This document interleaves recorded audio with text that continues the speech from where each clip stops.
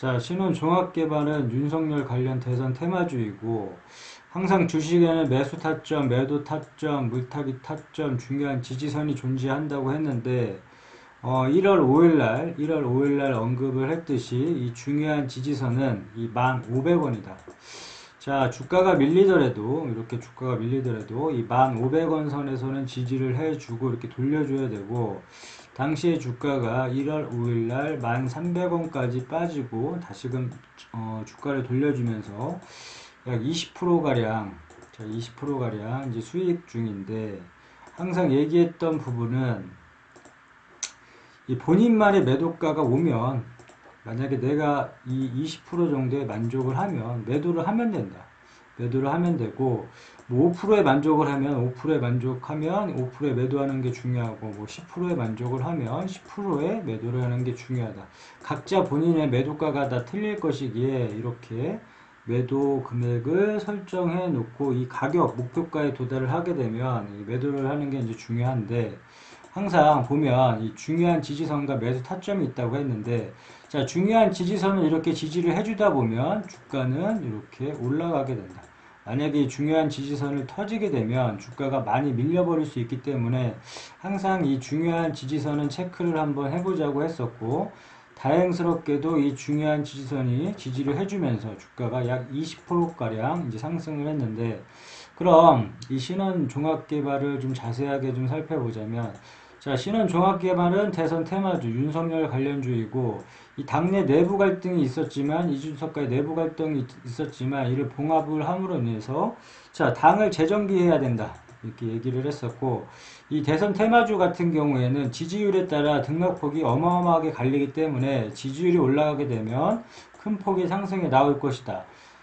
반면 지지율이 떨어지게 되면 큰 폭의 하락이 나올 것이다 얘기를 했었고 대선 테마주는 시간이 다가올수록 기간이 다가올수록 이제 매도를 고려를 해야 되고 항상 오버슈팅이 이 본인이 생각한 가격보다 오버슈팅이 나오게 된다면 오버슈팅 나왔다 이렇게 생각이 된다면 그냥 뒤도 안 돌아보고 무조건 매도를 함으로 인해서 수익을 챙겨주는 게 중요하다. 그만큼 등락폭이 크기 때문에 주의를 해서 볼 필요가 있고, 자, 이 관련해서 이제 뉴스들이 나오는데, 대선 테마주, 제약바이오주 특히 이런 테마주성이 강한 주식들은 이 뉴스 매매를 하면 안 된다. 모든 주식이 다 마찬가지로 얘기를 했지만, 자, 뉴스 매매는 절대 하지 말자 이렇게 얘기를 했고, 이 뉴스는 이 대선 테마주 특히 손바닥 뒤집듯이 바뀌어버릴 수가 있다. 뭐 오늘은 악재 뉴스가 나왔는데 그 다음날 뭐 호재 뉴스가 나온다거나 이런 식으로 바뀌어버릴 수 있기 때문에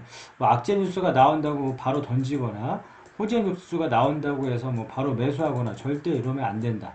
자, 뉴스는 투자의 주 지표가 되어선 절대 안 되고 특히 이 대선주, 테마주 이런 거는 절대도 안 된다고 보고 있고 자, 신혼종합개발 재무제표 자, 두드러지게 실적은 나오지 않지만 일단 대선 테마주의 영향이 좀 크기 때문에 자, 다시 한번 얘기하지만 오버슈팅이 나왔을 경우에는 좀 매도를 좀 고려해 보는 게 나을 것 같고 이게 뭐 평생 대선 기간은 뭐 5년 주기로 이제 한 번씩 오는데 이거 끝까지 갖고 갈 주식이 아니다. 그렇기 때문에 이런 테마성으로 이제 등락폭이 뭐 5배에서 뭐 10배 이런 식으로만 이제 움직이는데 그렇게 움직인 큰 폭이 상승이 나왔을 경우에는 무조건 수익을 챙겨주자 이렇게 바라보면 될 것 같고 그 다음에 종목 분석 자 우호 지분 포함을 해서 대주주 지분은 30% 이상이면 적당하다 이렇게 얘기를 했고 기업계의 이 회사가 어떤 사업을 영위하고 있는지 체크해주면 되고 다시 차트로 들어가서 자 대선 테마주는 폭이 좀 크다고 했다 그렇기 때문에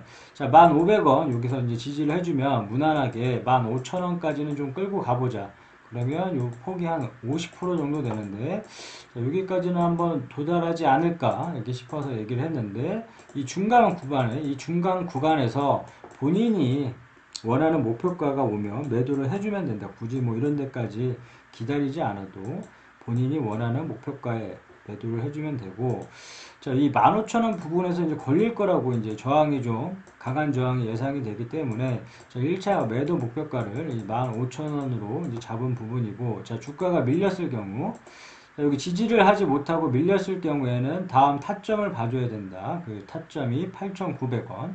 요 부분을 봐줘야 되고, 그 다음에 또 주가가 밀린다. 그럴 경우에 6,500원을 봐줘야 되는데,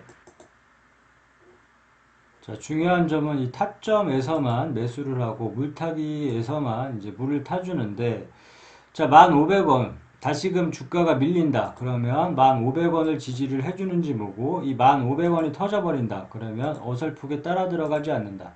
어설프게 따라 들어가지 말고, 자, 2차 매수 타점을 기다린다. 그 금액이 8,900원. 예전과 스탠스는 동일하고, 어디 갔어?